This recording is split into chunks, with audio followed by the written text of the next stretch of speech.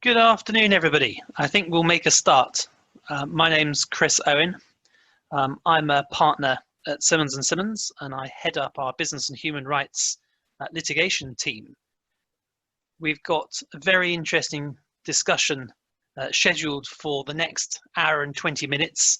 Hopefully everyone can hear us. Lo escucho casi.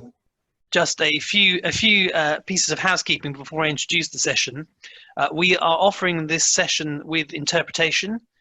There is English and Spanish language, and if you look at the bar at the bottom of the Zoom screen, you should be able to see on the right-hand side an option to select English or Spanish, depending on your language. So please do that. In terms of questions, if you can use the Q&A box at the bottom of the screen to type in any questions, we will deal with those at the end. And alternatively, if you can't find that box, you can just type into the chat bar that features at the right-hand side of the screen. The seminar is also going to be recorded. So let me start off by introducing everybody and introducing our topic for today. We're here to talk about business and human rights, and in particular, the Human Rights Toolbox that Simmons & Simmons have been working together with PBI on for several years now. And I'm joined in the discussion by Susie Bascon. Susie is the Director of Peace Brigades International in the UK, and has had a long career helping human rights defenders around the world in all sorts of manners and against all sorts of challenges. We've also got Victoria Channing, who's from my firm Simmons & Simmons. Victoria is our pro bono manager, and she's also been involved in business and human rights for about a decade. And we have worked together during that time on a number of human rights projects.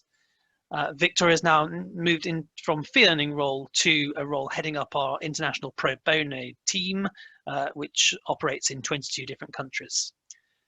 And we're very pleased to be joined by two external guests today.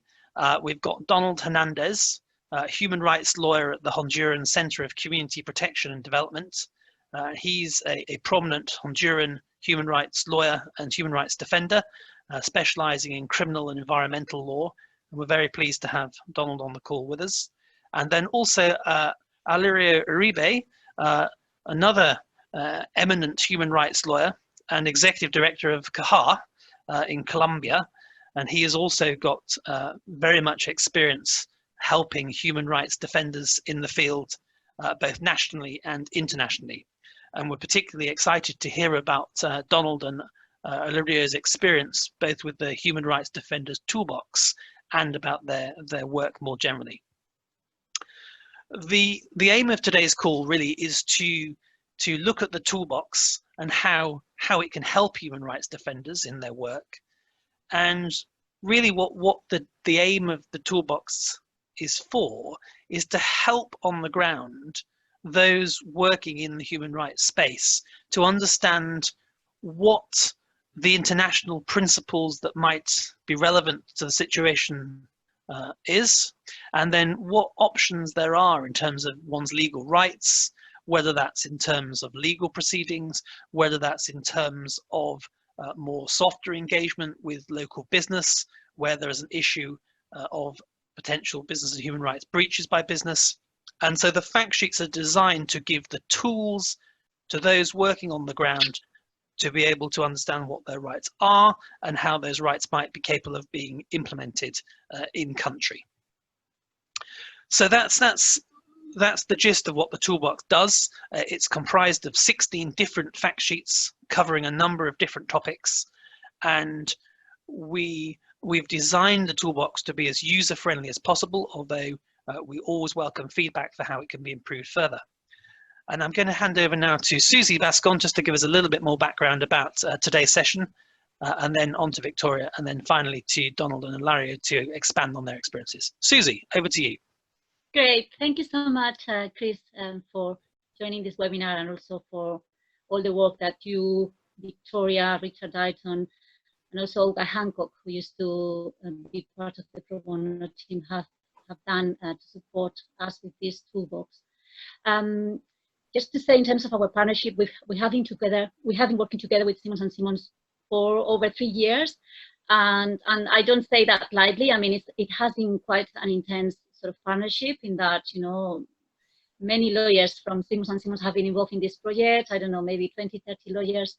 And the level of commitment of the firm has been huge. I understand it's probably one of the biggest pro bono projects that the firm has ever undertaken.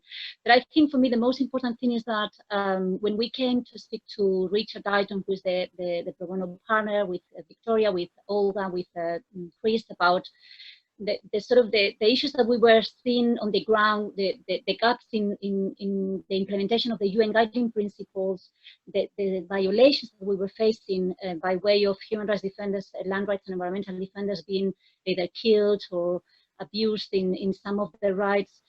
We came to them in a bit of a desperation and asked, you know, in which way we could perhaps explore the UN guiding principles to sort of look at them from the perspective of human rights defenders. So I know and I appreciate that Simmons has a lot of expertise on the guiding principles, but perhaps more from the perspective of how corporates should be upholding them. But I came to them with a different request. You know, how can we look at the principles from the perspective of human rights defenders? How can they learn about them? How can they understand the best way that they can use them? And of course, they didn't limit themselves to the UN guiding principles. They looked at a vast range of international instruments, and that's something that Victoria would perhaps tell us a little bit more later. But that's kind of the beauty of this tool, that it doesn't stop in the UN guiding principles. They actually looked at all the potential international instruments that could be invoked by human rights defenders when they are faced and confronted with a violation coming or as a result of sort of corporate abuse or adverse human rights practices like corporations. Also to say that the toolbox, of course, wasn't just the creation of PBI or Simmons & Simmons. I mean, you know, as some of you who have been involved with PBI for some time know, we work very closely with human rights defenders on the ground. We have partnerships with human rights defenders such as Kahar, lawyers like the collective that Alira is part of, and Donald's as well, Hernandez. And so we are in constant communication with them. We monitor their security situation, and we have a good understanding of what are the trends in repressions that they are facing. And this is precisely what we did with Simmons and the Toolbox. We came back to them and said, you know, these are the issues that our defenders are facing, and we want you to understand that, you know, this, for instance, a lack of prior, free and informed consultation is happening within the communities, or, you know, we are observing the use of private corporate companies being used by corporations in order to abuse situations. So we came to them with very specific and concrete situations across the you know, particularly the Latin American region. And what Simmons did is they actually listened to the specific request. They understood that the task was to tailor this toolbox to the specific needs of human rights defenders. And that's what I feel they've done extraordinarily well, because it's not always easy to get lawyers to understand what an NGO or what a human rights defender needs. But with Simmons, and because they are very willing to listen and to have a dialogue and a conversation, we were able to understand each other and to come up with this very strong partnership. And therefore, you know, this toolbox was created. I mean, this is obviously not new for Simmons. Simmons has worked with other NGOs. I think they're primarily working with NGOs that are sort of small in size, but they believe that can make a difference. And, you know, we were lucky enough to be sort of accepted as one of their pro bono partners. They are also part of the Alliance for Lawyers at Risk, which is a larger pro bono legal network that PBI founded in 2010 with our late patron, Sir Henry Brooke. And so they have also been participating in those kind of gatherings and meetings, which basically involves advice from the legal community in the UK whenever, you know, needs from the ground arise. So finally, just to say that the toolbox, once it was kind of designed and created, we did a consultation with lawyers in Colombia. Lirio was there with us. Victoria came to the field. We traveled together, and we had the opportunity to meet with a range of 20, 30 human rights defenders to discuss aspects of the fact sheets and to give the Colombian lawyers the opportunity to give us some feedback to see, you know, the extent to which this tool was useful or not. The next steps of this toolbox are obviously to ensure that it reached to the people that is most needed. That could be INGO workers, it could be local NGOs, it could be human rights defenders themselves, it could be coalitions, networks. We have invited a huge range of people to this webinar. I don't know exactly how many people are tapping into the webinar right now, but there were around 150 people who subscribed to sort of be part of this webinar. So it has been extremely successful. The level of response much more and above what we were expecting initially. But for us, the most important thing is that defenders ultimately are able to lend the toolbox in more sort of depth, and then use it locally, maybe adapt it if they feel it's required, and then train other defenders in that regard. So yeah, the next steps, just to clarify, would be to create a pool of trainers made of defenders and other kinds of people interested in helping out. And then we will assess a specific thematic area of interest within the toolbox, because it's quite a big tool. And then perhaps we will be able to run 3 more webinars thanks to the generosity of Simon's lawyers. So I think that's what I want to say for the moment. If that's Thanks, Susie. And I probably should have said that the toolbox has also been translated into Spanish, so that it actually is of more use to people in those communities where Spanish is the language they speak. And obviously the toolbox is in English, and potentially it can be rolled out into further languages in due course. And as you say, Susie, the idea is that we will be hosting some specific webinars on some of the legal issues that feature in the toolbox, to try and explore those in a little bit more detail, and to also hear potentially some experiences of how those issues play out on the ground. And the next person I'd like to invite to speak is Victoria Channing, who I've introduced already, but Victoria is going to give us just a little bit more detail about some of the content of the toolbox and her experiences when she was over in Colombia launching it. Victoria. Thank you, Chris. As Susie has been saying, the focus of this project has been very much on the needs of human rights defenders. And my involvement with human rights defenders, and particularly in Colombia, started quite a long time ago now, where I went to Colombia with an organization called the Colombian Caravana, which is an international network of jurists that support human rights lawyers in that area.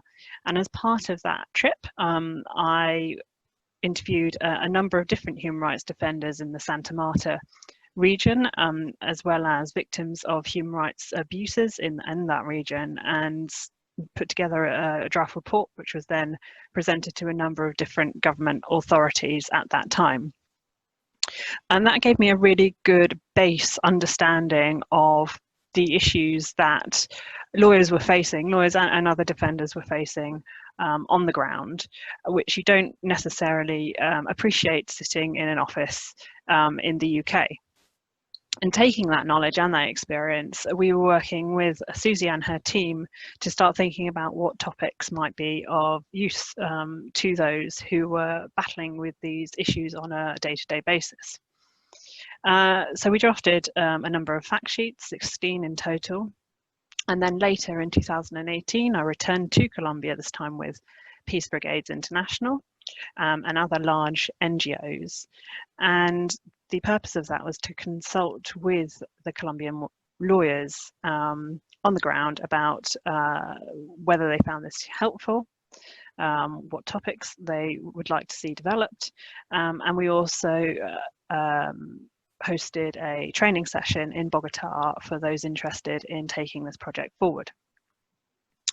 So in summary, the toolbox is mainly focused on the UN guiding principles on business and human rights, which of course is not a binding legal instrument, but is gathering in importance and is certainly being actively considered by large companies and corporates when starting new projects in predominantly developing countries, but also in their own jurisdictions.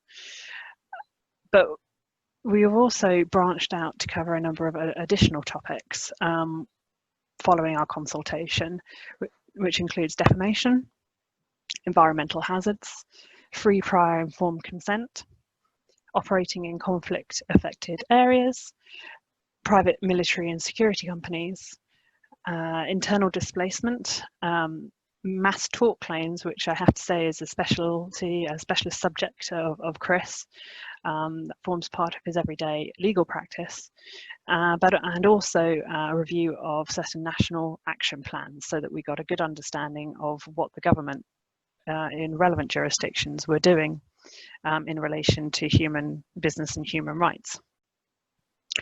So that's just a high-level idea of what is included in this resource.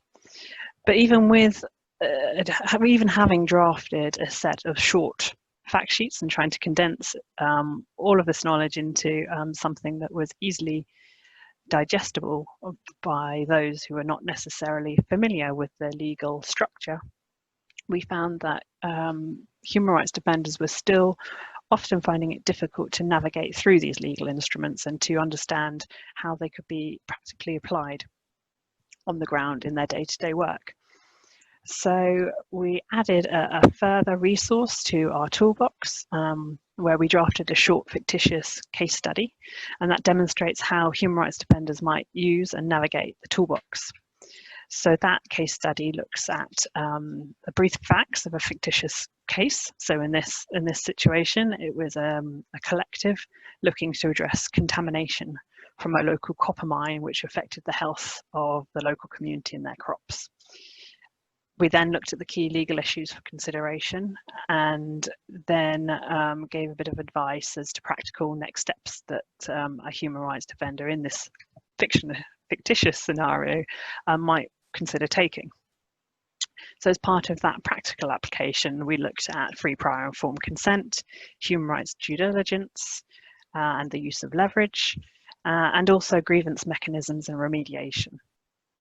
So I would encourage those on the call who are interested that they consult that case study, as it could be used as a template to maybe train or raise awareness of these issues within their own jurisdictions. So Donald and Illyria have already looked at this toolbox and are here to give a bit of an overview of how they are applying it in their jurisdictions. But before I pass over to them, I just wanted to flag a couple of points just to understand about this resource. So firstly, it's designed to be of global application. So that means that we have not included local laws within that toolbox, and that's very much something for local lawyers to advise on. Likewise, it is guidance only, and a resource like this could never ever replace getting detailed local legal advice.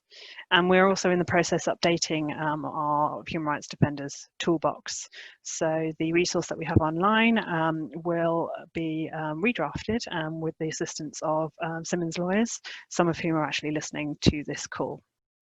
So with that in mind, I'd be delighted to hear a little bit more from our colleagues in Honduras and Colombia as to how they have found this resource in practice.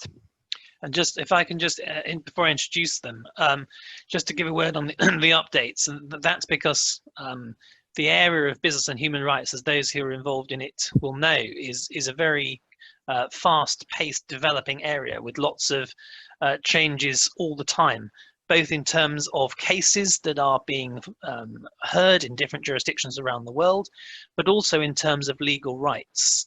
So, for example, we've just had the UK National Action Plan. We've had an update from that last month. And obviously, there are lots of developments that are going to potentially happen in the future. So, as people will know, there's talk about a binding treaty. I have to say, I don't think that that will be here anytime soon, but it's certainly an area that's generating quite a lot of discussion between states about what might be in a binding treaty. And even if the treaty itself doesn't come in, that in turn can nevertheless have an effect in terms of how corporates are viewing their current operations and what steps they may or may not be taking, which has a direct bearing in country and obviously on the work of human rights defenders. So now I'm really excited for this part of the discussion, because we can actually hear from human rights defenders who are actually using the toolbox in practice. So a reminder that hopefully you've done so already, but if not, you need to select your translation channel The defenders will be talking to us in Spanish, and so you need to select English if you want to hear the translation of that into English, and vice versa. And so first, I think Donald will go first. Donald, coming from Honduras, we look really forward to hearing about your experience on the ground. Donald.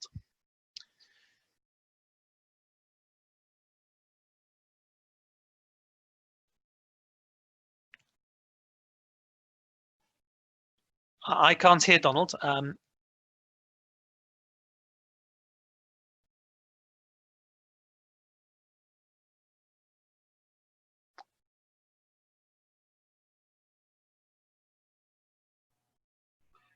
No sé, quiero decir que en el momento que se nos I mean that when this toolbox was habilitó de enabled esta for us, caja de it came to herramientas, us in Honduras at the llegó right para time, nosotros en because the Honduras en un Honduran state momento has had a very preciso, bad record pues regarding the relationship between the el state, Estado hondureño private companies, que ha and civil tenido society.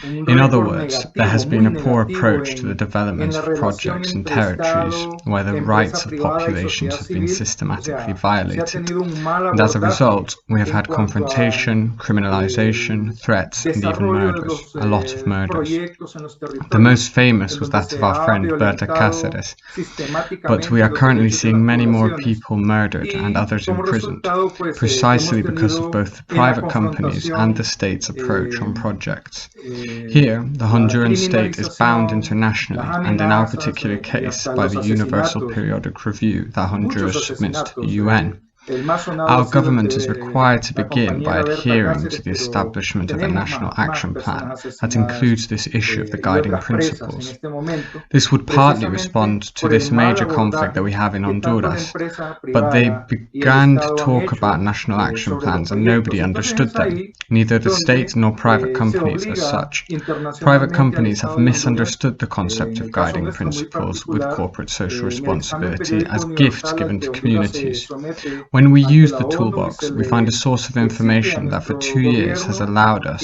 as a que civil and comience por social organization, to adherirse familiarize ourselves a with the topic establecer un plan and to nacional start de looking for acción relationships que between different involucre este parties and tema de los ourselves principios as civil rectores society. que It has medianamente allowed us to darían monitor the respuesta a esta application of the gran guiding conflictividad que principles with the tenemos en state Honduras. itself, Pero se empezó a already hablar clearly de planes understanding that nacionales there de are acción responsibilities of the y nadie state, los comprendía, responsibilities of private companies, and ni el Estado supervision ni la that civil empresa society privada como tal. organizations can provide in La this empresa matter. privada ha malentendido It el helped me a concepto lot de that the first principios thing I rectores found in con this responsabilidad toolbox social was an empresarial, example of the National dádivas Action dadas Plan a of a las European comunidades. country.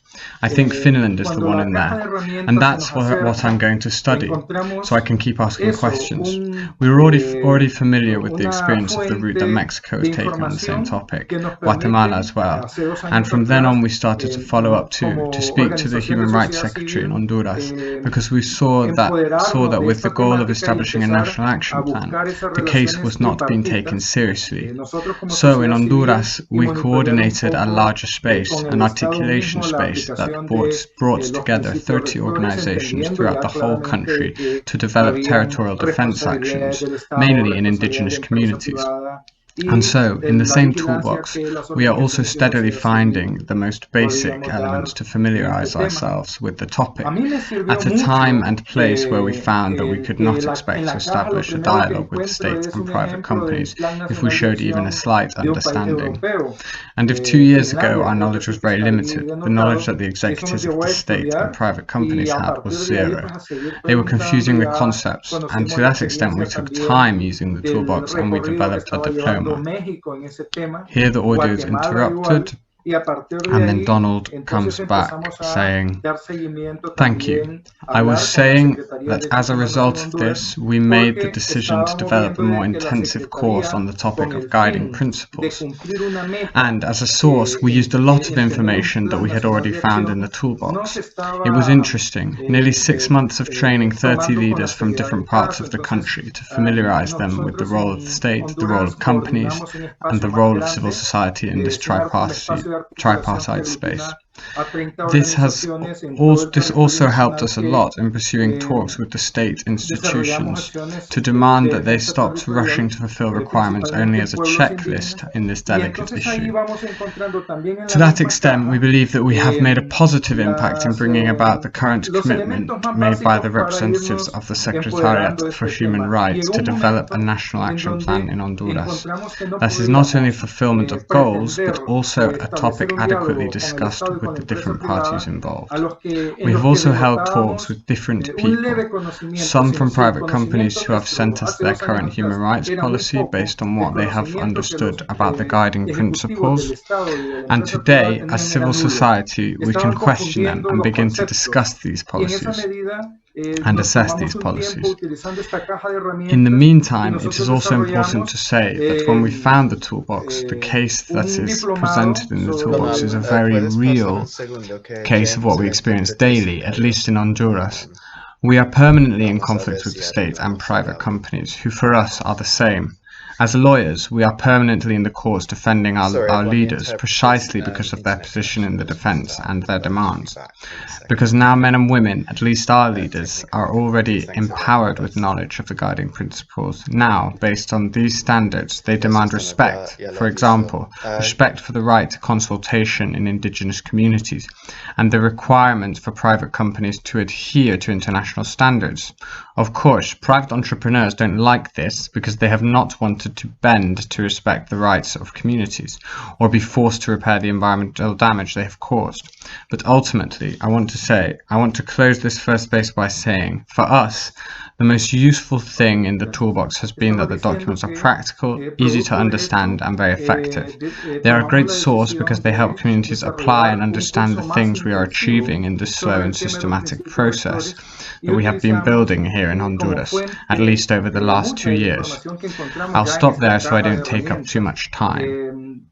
Fue interesante 6 meses prácticamente de formación a 30 líderes y lideresas de diferentes partes del país para empoderarles sobre el rol del Estado, el rol de la empresa y el rol de sociedad civil, ese espacio tripartito. Y también eso nos ayudó mucho a buscar las pláticas con la institucionalidad del Estado para exigirles que pararan en la carrera que llevaban por cumplir con un requisito como checklist en este tema que es tan delicado. En esa medida, pues, creemos que hemos incidido de buena forma para que se tome el compromiso hoy por parte de la representante de la Secretaría de Derechos Humanos en Honduras de comprometerse a desarrollar un plan nacional de acción en Honduras que no solo sea un cumplimiento de metas, sino que sea un tema lo suficientemente discutido con los diferentes actores. También hemos mantenido pláticas con la gente, alguna gente de la empresa privada que hoy nos han hecho llegar su política de derechos humanos en base a lo que ellos han entendido de esta temática de los principios rectores, y hoy pues como sociedad civil podemos cuestionar un poco y juzgar un poco esas políticas que ellos están teniendo. Entre tanto, es importante decir que también cuando encontramos la caja, el estudio de caso que se ha presentado en la caja de herramientas es un caso súper real de lo que nosotros vivimos a diario, al menos en Honduras. Una confrontación permanente con el Estado y la empresa privada, que para nosotros son lo mismo, ¿verdad? Estamos como abogados permanentemente en los juzgados defendiendo a nuestros líderes y nuestras lideresas precisamente por su posicionamiento en la defensa y la exigencia, porque hoy hombres y mujeres, al menos nuestros líderes y lideresas que ya están empoderados en el conocimiento de los principios rectores, hoy exigen en base a esas normas el respeto, por ejemplo, el respeto al derecho a la consulta en los pueblos indígenas, la exigencia a la empresa privada que se adhieran a las normas internacionales en este tema. Claro, eso no le está gustando a los empresarios privados porque no han querido someterse a respetar los derechos de la población ni obligarse a reparar los daños que han ocasionado en los territorios. Pero En definitiva, quiero cerrar este primer espacio diciendo que lo que hemos encontrado más interesante en la caja de herramientas es que son documentos prácticos, de fácil entendimiento y de una muy buena, que significan una buena fuente para que sean aplicados y entendidos por nuestra gente allá en los territorios, cosa que ya lo vamos logrando de buena manera en este proceso lento y sistemático que estamos desarrollando en Honduras, al menos desde ese proyecto los últimos 2 años. Me quedo ahí para no robar mucho tiempo.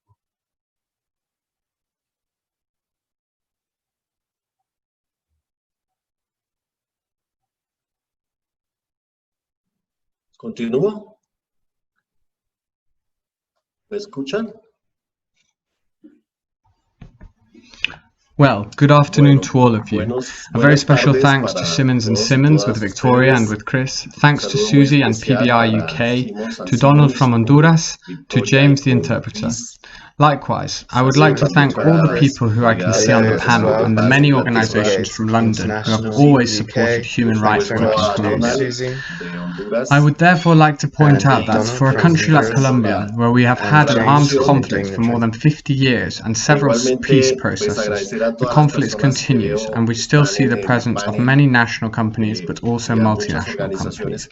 We especially see mining companies, extractive companies, hydroelectric companies, really all kinds of companies.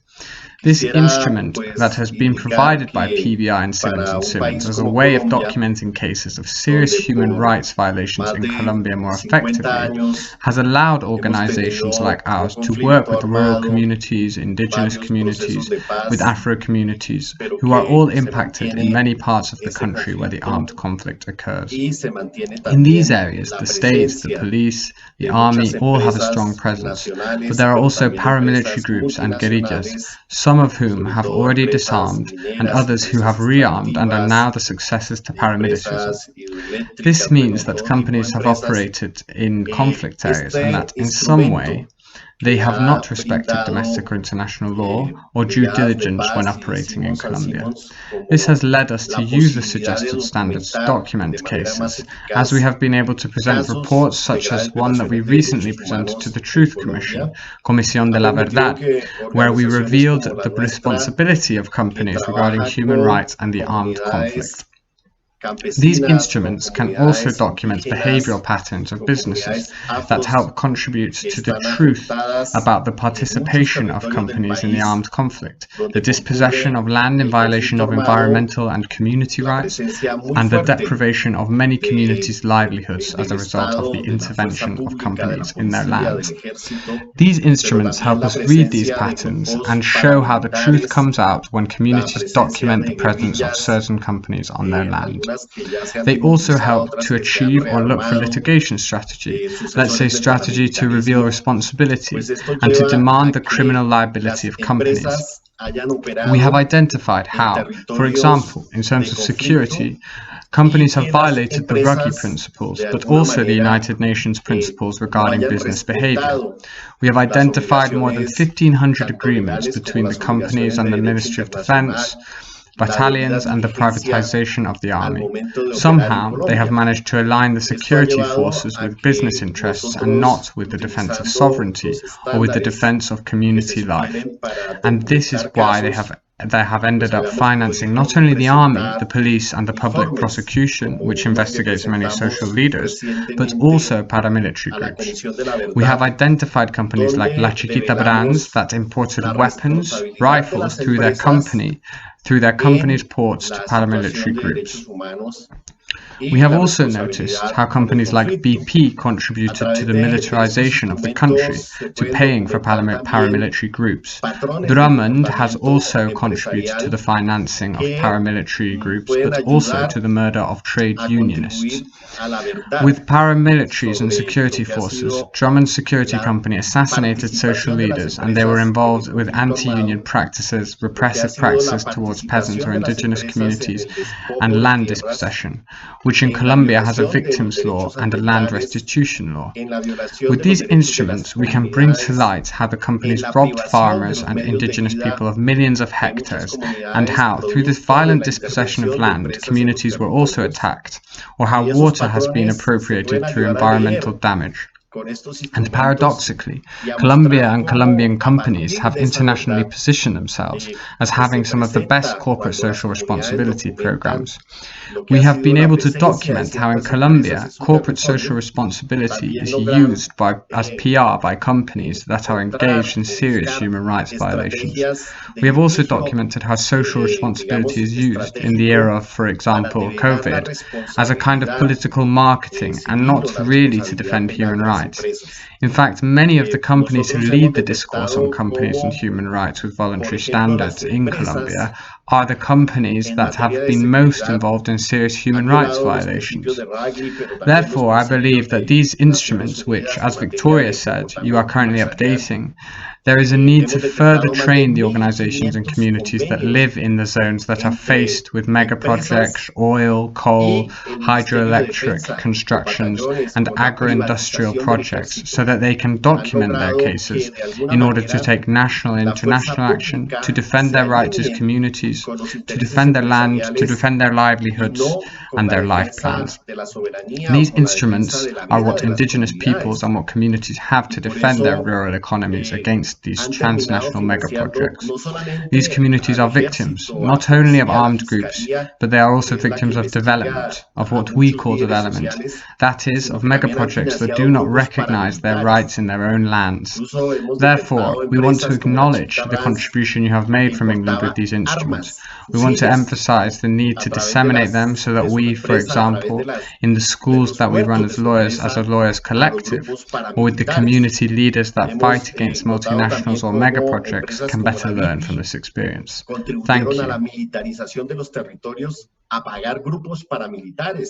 La empresa Drummond, que también ha contribuido a la financiación de grupos paramilitares, pero también a otro patrón que ha sido el asesinato de sindicalistas, como la empresa de seguridad de Drummond con paramilitares, con fuerza pública, asesinaban líderes sociales, prácticas antisindicales, prácticas represivas hacia las comunidades campesinas o indígenas, despojo de tierras. Aquí en Colombia tenemos una ley de víctimas y una ley de restitución de tierras, y también se puede a través de estos instrumentos visibilizar cómo las empresas despojaron millones de hectáreas a los campesinos, a los indígenas, y cómo a través de ese despojo violento de tierras también se atacaron a las comunidades, o cómo se han apropiado del agua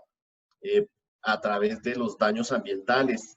Y paradójicamente, Colombia se ha ubicado y las empresas colombianas se han ubicado a nivel internacional como una de las que tienen los mejores programas de responsabilidad social empresarial.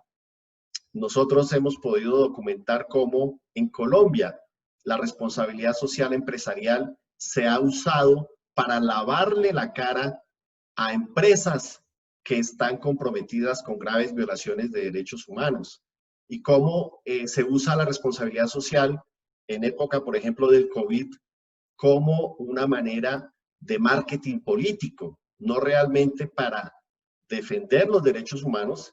Incluso muchas de las empresas que lideran el discurso de empresas y derechos humanos con normas voluntarias en Colombia son las empresas que más han estado comprometidas con graves violaciones de derechos humanos. Por lo tanto, yo creo que estos instrumentos que, como decía Victoria, están actualizando en este momento ustedes, hay necesidad de capacitar más a las organizaciones y a las comunidades que viven en los territorios, que se enfrentan contra grandes megaproyectos mineroenergéticos, de petroleras, de carbón, de construcción de hidroeléctricas, de proyectos agroindustriales, para que ellas puedan documentar sus casos de cara a hacer acciones nacionales o acciones internacionales para defender sus derechos como comunidades, para defender el territorio, para defender sus proyectos de vida, sus planes de vida, que son los que tienen los pueblos indígenas, que son los que tienen las comunidades, para defender sus economías campesinas frente a estos megaproyectos transnacionales. Estas comunidades son víctimas no solamente de los grupos armados, sino son víctimas del desarrollo, de lo que nosotros llamamos el desarrollo, es decir, de megaproyectos que desconocen sus derechos en sus territorios. Por lo tanto, queremos reconocer el aporte que ustedes han hecho desde Inglaterra con estos instrumentos y la necesidad de difundirlos para que nosotros, por ejemplo, en las escuelas que hacemos como colectivo de abogados con los líderes de las comunidades que pelean contra multinacionales o contra megaproyectos, pues puedan nutrirse de mejor manera de esta experiencia. Muchas gracias.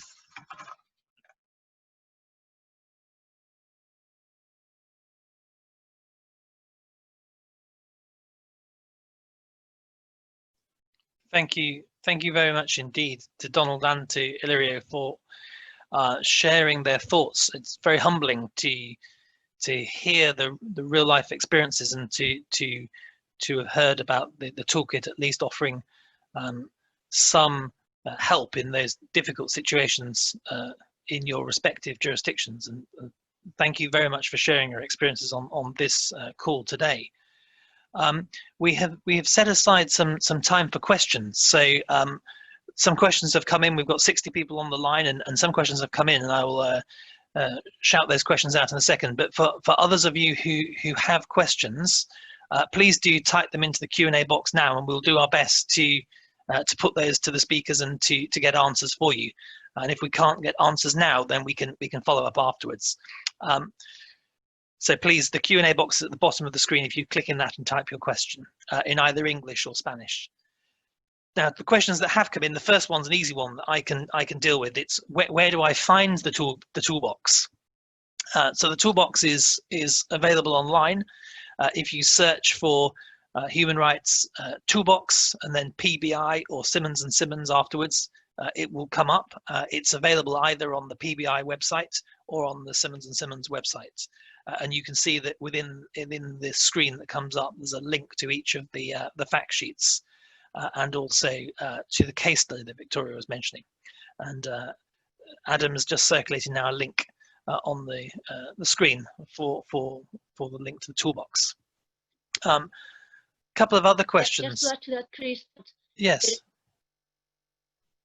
Yes, Susie. Go ahead. No, just to say that in addition to the fact sheets on the Simmons and Simmons website, you can also find a series of videos that have been recorded with a specific information on some of the fact sheets, in case you want to have a brief sort of outline of what they are about. That's right, yes. And they give you a bit more information on the specific topics. So in some ways, they're a sort of prelude to the 3 webinars that we're planning to run over the next couple of months. Then a couple of the questions that people have asked. First, I think people have found it very interesting to hear that the fact sheets, the toolbox, have been capable of being to help with interpretation when dealing with either local government or dealing with corporates in country. A question has been asked, and I think it's a good question. I'm interested in it as well. Is have the entities with whom those discussions taken place, have they accepted the points that have been put forward from the toolbox, or have they not? It would be good to hear how that has gone on the ground, and maybe Donald and Illyrio can give us their thoughts on whether there has been an acceptance of the principles once they have been put to stakeholders. Who wants to go first on that, Donald or Illyrio? Can I invite either of you to give your thoughts?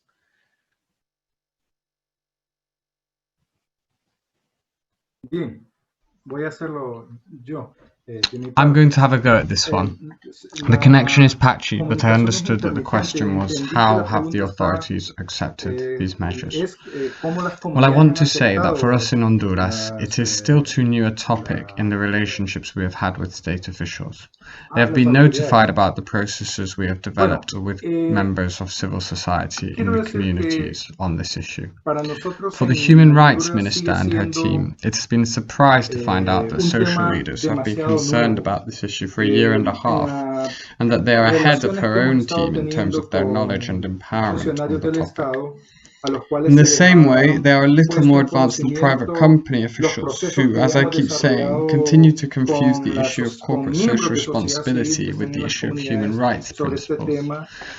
So they have acknowledged the topic, that we are waiting for them, because the difference here is that nowadays, when the company tries to violate the community's rights, we already find empowered leaders who demand accountability. And in light of this process, there are two options. Either one acts in ignorance of these obligations, or one acts violently, attacking, without acknowledging rights, without understanding the need to sit down and understand these new processes. So we are still there institutionally, developing forums in a tripartite way to let officials know that they have to take these institutional commitments more seriously. And we also let employers know that our leaders are now empowered and familiar with the obligations, and that they will not be allowed to continue to violate their rights. So we are in a more political moment, and there is building pressure in the Chamber of Deputies, in the necessary requests, and with the organizations, that we don't have a flimsy document regarding Honduras and its responsibility in light of its obligations in the UN, but rather that we have a dynamic that allows us to lower the levels of confrontation in order to understand and respect rights. As a country, we are very backward on this matter, so I can't exactly say whether private companies or the state are accepting these developments, because it's an issue that they hadn't been sufficiently absorbing until today. I feel that civil society, our organizations, continue to keep making steps forward, and now we need the state with all its institutions to familiarize itself with these issues. We have judges and prosecutors who do not want to know about this issue, who do not want to understand what the state's responsibility in lawsuits is, or that there are international norms being violated, but rather they only want to adhere to the limited internal law that we currently have as a country. And this is one of the great battles we have out on the streets as civil society, demanding for laws to be amended. We are currently in a great battle against a new penal code that Congress has already approved, but that they have not yet put into action.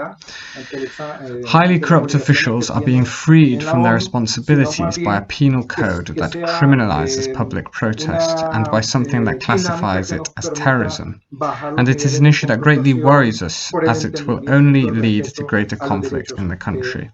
So to that extent, what our political class does not understand could be less confrontational if we all had a culture of respecting rights.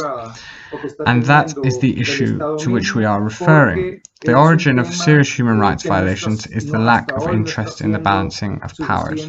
We cannot, as civil society, nor with the leaders, go further than those who are responsible for being the spokespeople for this issue, which is caused by state institutions. We cannot go further on the issue of familiarization, which we have to convince private companies to do, because the private companies are very selfish and they don't understand that their business is better when they respect rights. At least in Honduras, in this case, I think as we continue talking about these issues and empowering our people, we compel judges, prosecutors, we compel all the state institutions to become more involved in these processes, which, as I say, for us in Honduras are still new. Thank you.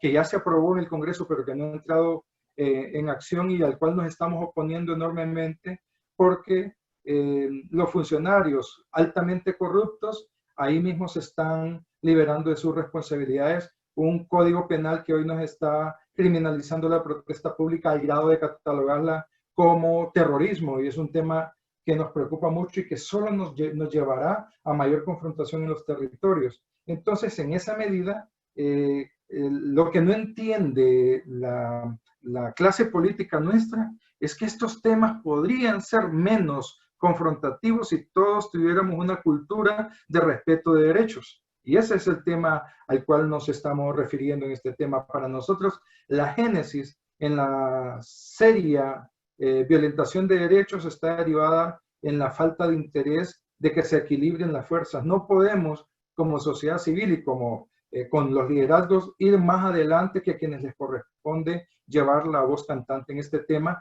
que es a la institucionalidad del Estado, y que después viene el tema del empoderamiento que a las que debemos obligar a la empresa privada que lo hagan, porque tenemos una empresa privada muy egoísta que no entiende que su mejor negocio es el respeto de los derechos. Al menos estoy hablando de Honduras en ese caso, ¿verdad? Entonces, creo que en la medida que nosotros seguimos hablando de estos temas, empoderándonos y empoderando a nuestra gente, obligamos a jueces, a fiscales, obligamos a toda esa institucionalidad del Estado a que se compenetren más en estos procesos que, como digo, para nosotros en Honduras siguen siendo nuevos. Gracias.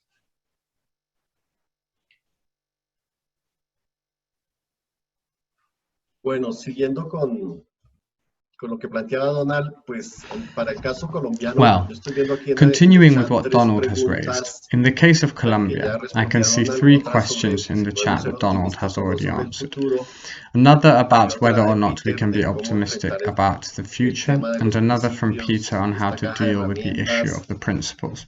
y cómo This toolbox and how to hacer para ensure que las that companies empresas hold no se themselves responsabilicen de accountable alguna regarding manera these issues. en estos temas. I would say the following. Yo diría lo That here in the siguiente, es decir, Colombian acá en el context, caso one could say that colombiano, Colombia is advanced uno in podría terms of the decir discussions, que Colombia especially in the puede ser United un país Nations avanzado principles, en the los Ruggie debates principles, and the sobre issue todos of los corporate principios de responsibility. Naciones Unidas y los The principios concern Ruggie is that y el here the tema de la companies facing the responsabilidad de las special empresas. jurisdiction of peace, HEP, and the La Truth Commission want to present preocupación themselves as es victims que and not aquí las accomplices, empresas ahorita or de as not being cara a complicit la in JEP, serious de human cara rights a la violations. Comisión de la Verdad y The demás, companies do not want las to empresas se accept quieren that they presentar como benefited víctimas financially because they did y no business by como generating conflict and cómplices o making the no con security forces complicidad align empresarial with the sobre interests graves of violaciones de companies and derechos not with humanos. the rights of Las empresas communities. no quieren This aceptar translated que into ellas se repression, violence, beneficiaron protests, the económicamente criminalization of communities, que and also, hicieron in many negocios cases, the assassination of agenciando el conflicto environmentalists or social y leaders. haciendo que la fuerza pública se alineara con los intereses So de las let's say empresas, that today no con los companies in derechos de Colombia las want to present comunidades. themselves as Y eso se victims. traducía en That is to represión, say en that they violencia, operated in en las areas where there was protestas, violence en and that they were criminalización de attacked las or kidnapped, comunidades and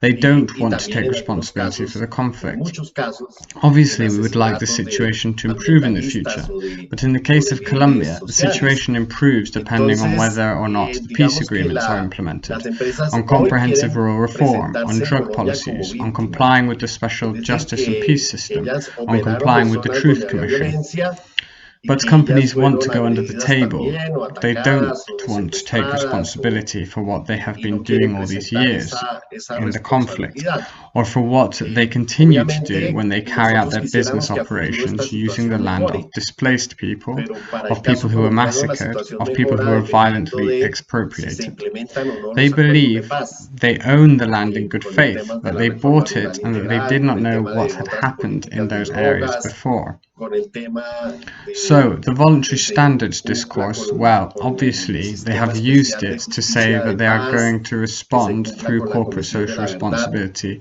pero in las order to empresas have better quieren pasar por practices debajo or de to la have due mesa, diligence. no quieren que se But in visibilice reality, many la of the companies responsabilidad who que ellas adopted this tuvieron discourse durante were those todos who had estos worked años de closely with the conflicto army and the y la police, the responsabilidad que sectors hoy who pueden seguir violated these teniendo human rights cuando most hacen and sus even operaciones financed empresariales paramilitary groups. utilizando I can make a tierras list of de companies like personas que fueron Chiquita Brands, like desposadas o que fueron Coca-Cola, like BP, like masacradas o que Drummond, like fueron Occidental, expropiadas Ecopetrol, violentamente. Nestle, Y Cerrejón, ellas se consideran Postobón, que son etc. poseedores de buena fe, Business que groups ellos like Rio compraron esas Paila, tierras y companies ellos like no sabían Argos, lo que había Poligro, pasado Pacific, antes Front en esos Energy. territorios. In Entonces, Colombia, ese many of discurso these companies are accused of being normas complicit in voluntarias, serious pues human rights obviamente lo han usado violations. para So for decir us, que One way that this could improve in the ellos van future a is by responder making these desde la issues responsabilidad social judicially visible, empresarial, by van a making them tener visible in mejores the Truth Commission, prácticas, and van somehow a tener by debidas creating a plan for diligencia, non-repetition, pero en el mundo so real, that this situation is resolved. muchas de We las need to empresas make que companies asumieron ese comply with discurso international standards and fueron las que guidelines so andaban that de la human mano rights are respected. con el This is ejército, why la it seems to me policía, that these los challenges are sectores still que más alive, violaban that esos it's derechos important humanos to y que implement this incluso mechanism, financiaron grupos to implement paramilitares. these Si tools yo to hago una document more lista de cases in a much empresas more como technical Chiquita way, Brands, and that they may be more como enforceable and be Coca-Cola, brought to como trial as BP, well, or como to the Drummond, parent companies where como the crimes were Occidental, committed. Ocensa, So, Nestlé, environmental damage, Ecopetrol, everything that Efesa, has happened regarding these Cerrejón, issues, damage to etcétera, communities, Postobón, must be documented, grupos and improvements empresariales must be made como to that documentation. Paila, If the companies empresas don't como accept that Argos, these Polygrow, practices occurred, Pacific o Frontera that they didn't Energy, foresee, that they didn't muchas de estas evaluate what it empresas meant to rely están upon the acusadas en army, Colombia de or even corrupción have military empresarial bases frente a in the graves violaciones de headquarters of the derechos oil humanos. companies, or deploy Entonces, una tanks at the forma de coal que esto mines, mejore a like in La futuro Guajira with Cerrejón, para nosotros where es the que company estos port temas se had tanks and visibilicen the army taking care of the judicialmente, area, se which led visibilicen to en abuses la Comisión de against la the Verdad communities.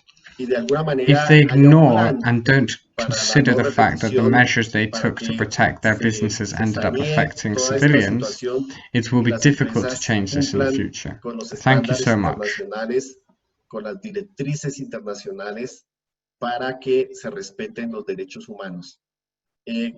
Por eso a mí me parece que esos retos siguen vigentes, que es importante implementar este mecanismo, estas herramientas para documentar más casos de manera mucho más técnica y que puedan ser más exigibles y llevarse a estrados judiciales también o a los países matrices donde se cometieron los crímenes. Entonces, los daños ambientales, todo lo que ha pasado en estos temas, los daños a las comunidades, hay que documentarlos y hay que mejorar en esa documentación. Si las empresas no aceptan que esas prácticas se dieron, que ellas no previeron, no evaluaron lo que significaba apoyarse con el ejército o tener incluso bases militares en las sedes de las petroleras o poner tanques de guerra en las minas de carbón, como uno sucedía en La Guajira con Cerrejón, donde la puerta de la empresa tenía tanques de guerra y tenía ejército cuidando las zonas, y eso se tradujo en atropellos a comunidades. Si ellos no valoran y reflexionan que esas medidas que ellos tomaron para proteger sus negocios terminaron afectando a civiles, pues va a ser difícil que a futuro esto cambie. Muchas gracias.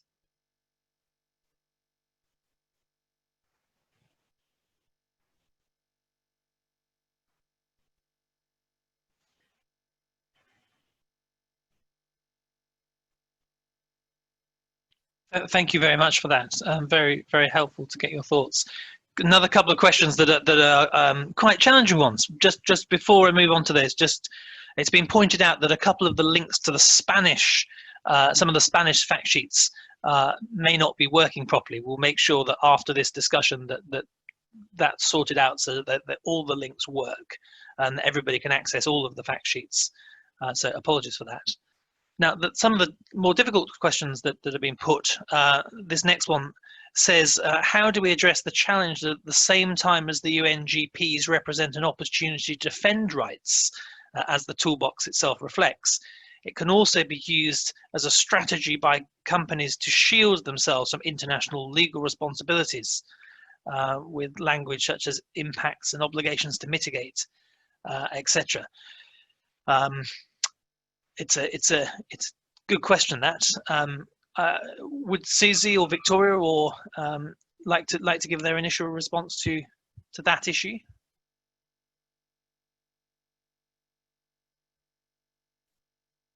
I can say something if you want, and then perhaps you, Victoria. I mean, when we started working with Siemens on this project, the very one thing that we didn't want to do is to produce a toolbox that was aimed to legitimize the UN guiding principles, because we we knew for a fact that many human rights defenders on the ground and communities were actually against the UN guiding principles, because many of them see them as an opportunity to to help companies to sort of shield themselves behind those wonderful principles that in theory are there, in practice are not applied.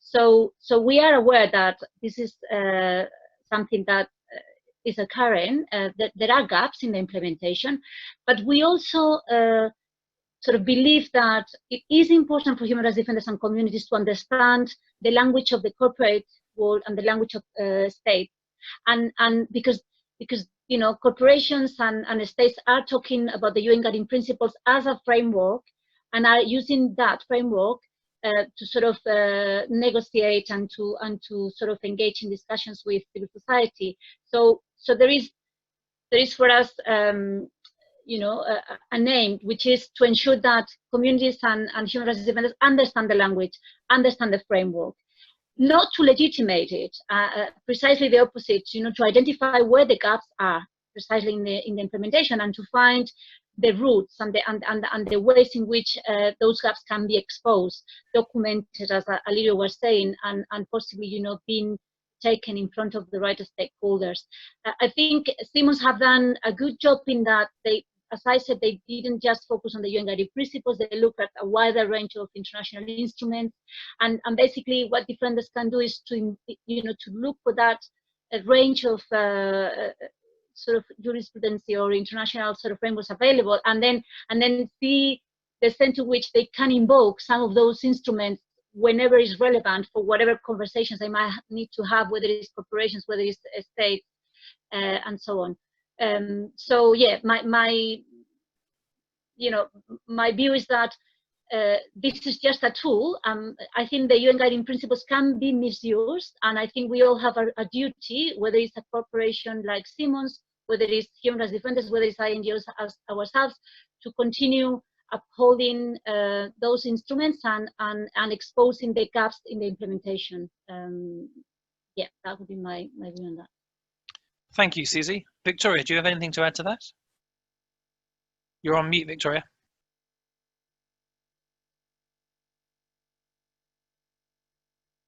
Vic, if you hover over the screen at the top right, you should be able to see an unmute button. I've got you. Can you hear me now? We can. Apologies. I would say that I understand, having had this conversation quite a lot with human rights defenders, that many people who are dealing with these issues on a day-to-day basis, and also those working with NGOs, do not think that the UN guiding principles go far enough. They think that this is actually quite a soft way of trying to encourage powerful companies to take on policies that perhaps don't suit them economically.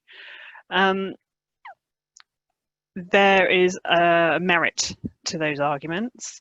However, I would say that it is incredibly difficult to come to any sort of binding instrument, or to agree on any binding instrument in relation to business and human rights internationally and at an international level. Many of you will be aware that attempts have been made and are being made to conclude and negotiate and draft a binding treaty on human rights, and which I believe we will come to that in the future, particularly if companies ignore the provisions of the UN guiding principles and refuse to implement them on a voluntary basis. And I know that Chris, in his practice area, has been looking at this and has been following developments quite closely when he's been advising his clients. Chris, do you have anything perhaps to add to that?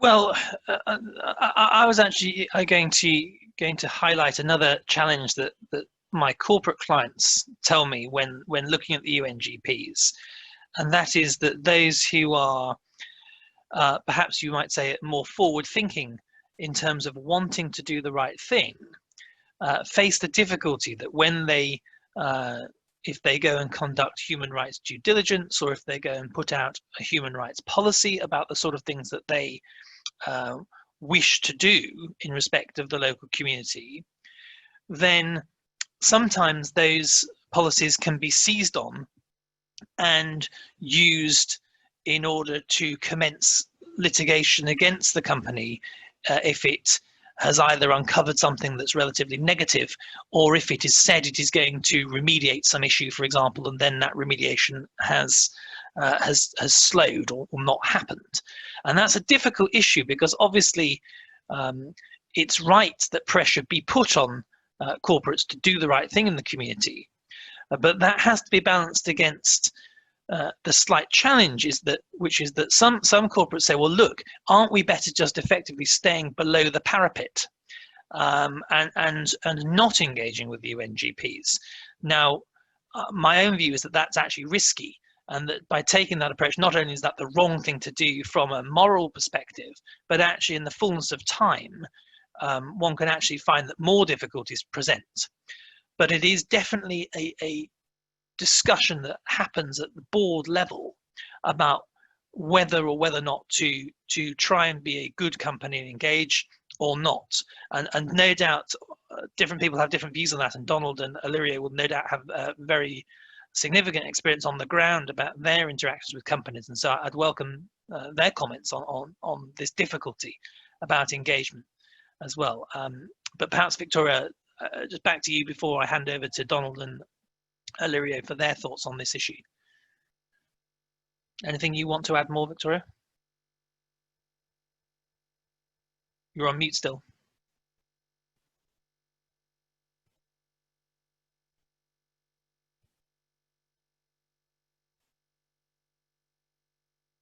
We still can't hear you, Victoria, so maybe I'll go to Donald and Illyrio. Do either of you want to comment on the challenges of interaction with companies trying to uphold the UNGPs, but maybe having difficulties doing so? Is there anything you want to share from your own experiences beyond that which you've already shared with us?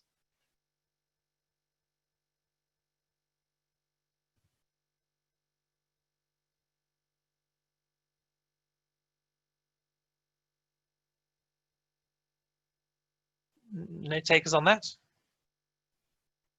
Perdón, es que yo great. interferencia y no logro escuchar bien, por eso no puedo dar una opinión en este momento porque no comprendí el contexto completo.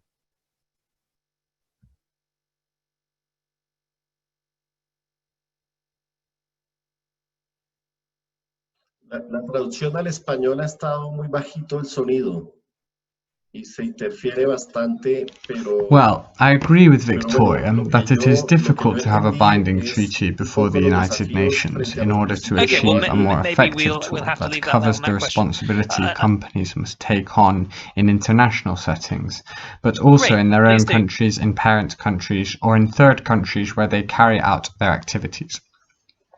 In the case of Colombia, we also have a problem because the criminal legislation does not encompass the criminal liability of companies, but it is only individuals who answer for very serious crimes. And although some of the company's legal representatives could respond individually, since there is no corporate criminal liability, we have had legislative initiatives stuck in Congress for several years. Currently, there is one pending to see if this responsibility can be regulated. We believe that, as Susie told us, the Ruggie principles are therefore an important guide to assess the responsibility of companies. But obviously, when we document cases, the idea is to hopefully take them to judicial authorities through constitutional actions or liability actions, civil or extra-contractual, and hopefully, in some cases, criminal responsibility. But it is not easy to do so, and it is not easy for communities to access the judicial authorities either. Evidence standards are very difficult because companies have a huge economic capacity to buy opinions or expert reports to present what they do as done legally or impartially, and we know that in many cases there is a large corporate takeover of the state. About 3 months ago, I was in La Guajira, where there is a stream that was diverted and the communities lost their water and the area is now a desert. There were 17 state institutions, among them the Ministry of Environment, the Environment Minister, with all 17 state entities defending the company and against the indigenous Wayuu communities. In other words, the state detaches itself and it is taken over from within the institutions themselves. In fact, the Environment Minister who was at the meeting was an ad hoc minister, because the main minister had been an advisor to the company involved. So, in other words, one of the issues that we also have to work on is the corporate takeover of the state.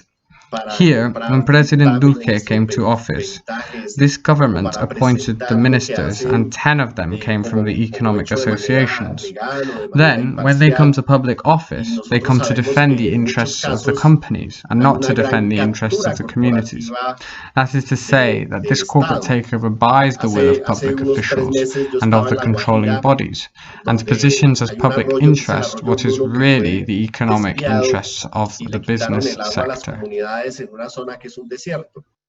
Y habían 17 instituciones del Estado, entre ellas el Ministerio del Medio Ambiente, el Ministro del Medio Ambiente, todas las 17 entidades del Estado defendiendo a la empresa y en contra de las comunidades indígenas Wayuu. Es decir, el Estado se coopta, se captura desde la propia institucionalidad.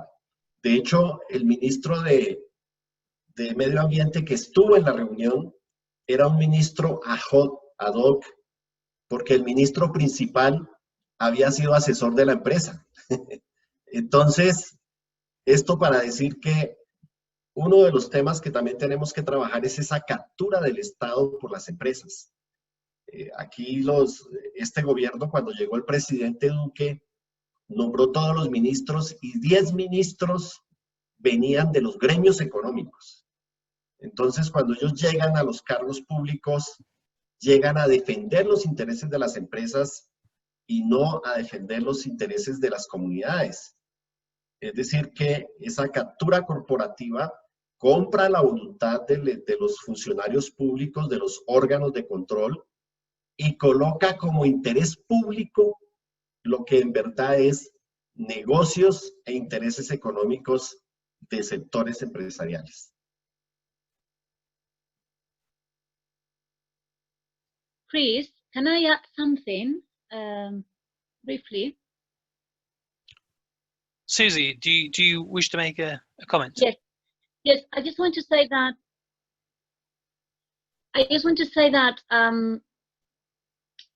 I find, I've been involved with PBI for 20-some years, and I find extremely useful and rewarding to be able to engage with partners such as Simmons & Simmons, because although they're a corporate body, it's an institution that we have been able to have conversations with, we have been able to have dialogue with.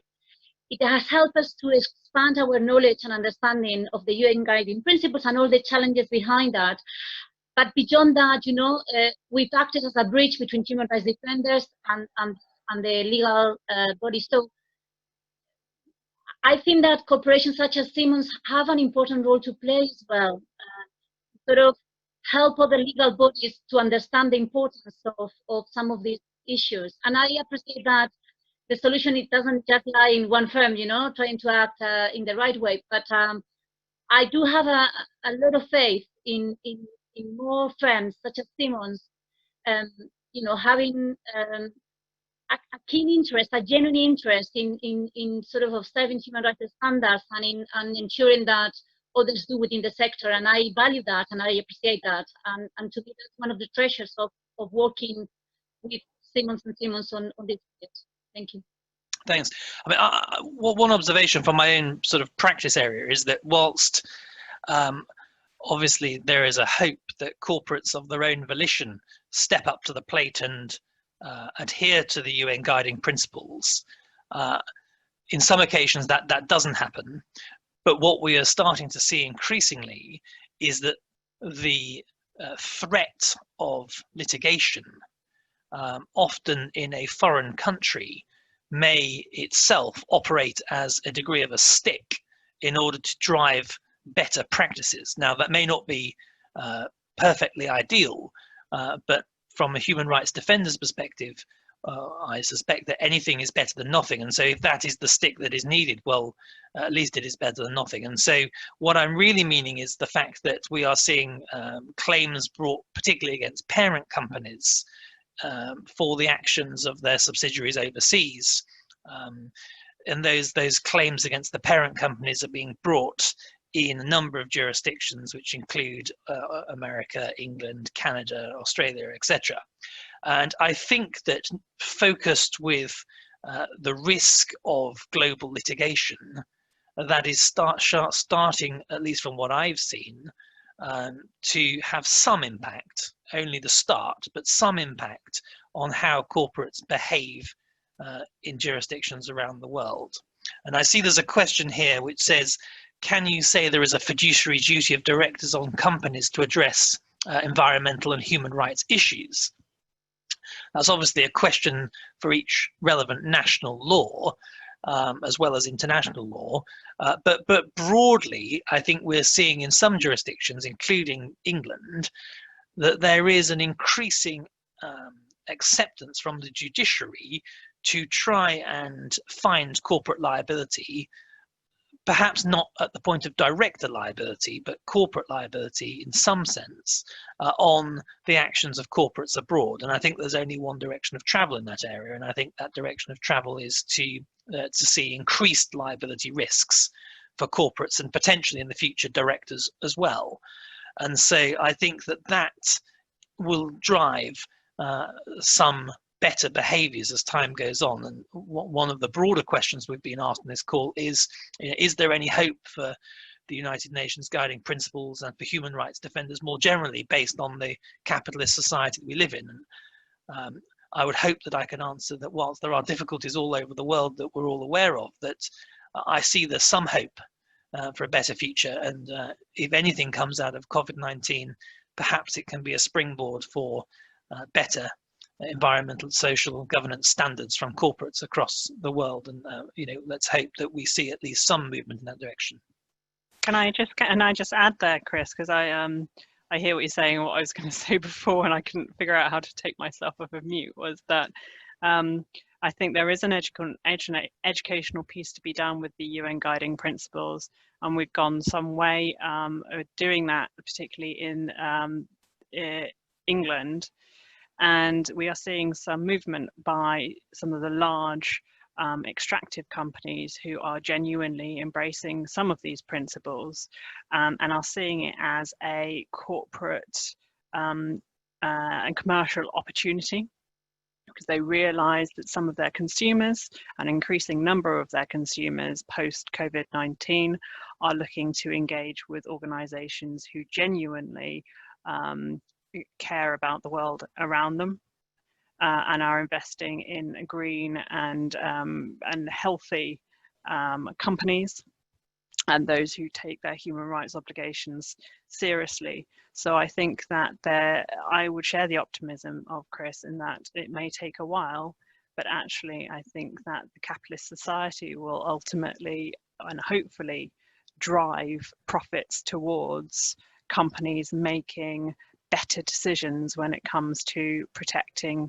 human rights. Now, of course, each jurisdiction is in a different stage of that journey, and our role as lawyers and as human rights defenders is to push companies in the right direction and make sure that they understand that where they are not adhering to these principles voluntarily, there will be ultimately down the line increasing amount of mandatory rules, regulations and laws that will compel them to adhere to those rules.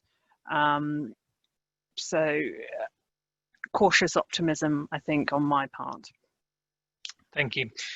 No, I agree with that. It's a slow journey, but hopefully one going in the right direction.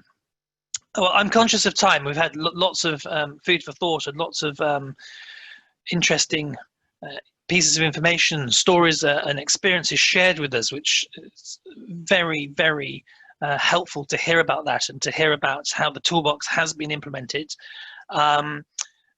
We would be very interested in feedback on the toolbox, how it can be improved, what could be done to make it better, There have been a few suggestions that have come through already, which include whether it could be rolled out in other jurisdictions. That's something we'll take away, and also whether further case studies could be developed. We'll also take that away. Thank you very much for those suggestions. If people after this seminar have any other reflection on how to improve the toolkit, please do contact Susie or one of us and let us know, because that is very valuable as we take it forward. The aim of this is for it to be useful, and who better to tell us that than the people who are using it. So we're grateful for that. And then finally from me, just to flag that hopefully with this session has given us a useful overview of what the toolkit is and what it does. As I said, we're going to dig in to some of the topics in more details on the follow-up webinars. One of the points that Susie mentioned at the start was about trainers. We're very interested for hearing from anybody who, having heard this, would like to volunteer to be a trainer and to help to roll out the toolkit and the messaging that comes from it. So I think maybe before I conclude, Susie, is there anything else you'd like to flag at the end of this discussion before I say the thank yous? Yeah, no, just to say thank you to everyone. I think there are loads of really passionate and committed people in the audience, some of our donors, but also, you know, human rights defenders and INGOs. And this is just to say that this can only be a collective effort. I mean, Simmons have done a really good job in terms of laying out, you know, the international instruments in a way that they can be usable, but it's now down to each of us to make use of those sort of tools. So anyone who might feel inclined, you know, to sort of help to disseminate in whatever way, I mean, we are really, really interested in hearing about you. Thanks. Thank you. Well, it just remains for me to thank firstly to our guest, Donald and Luria. Thank you so much for coming on and for sharing your experiences. It's really great to hear from human rights defenders from your country. Thank you. And to Susie and Victoria, thank you very much. And also to our translators, thank you for that. I know it's very challenging to do a live translation on a Zoom call, so we really appreciate that. I think that's gone well. Thank you. And also to the other hosts for setting this up and helping to facilitate. So we look forward to the webinars. Details of those will follow. And to everybody who joined us, thank you very much. And thank you also to your questions. I wish everybody a very nice rest of their evening. Thanks a lot, and goodbye from us. Goodbye. Gracias. Chao. Ciao. Bye-bye.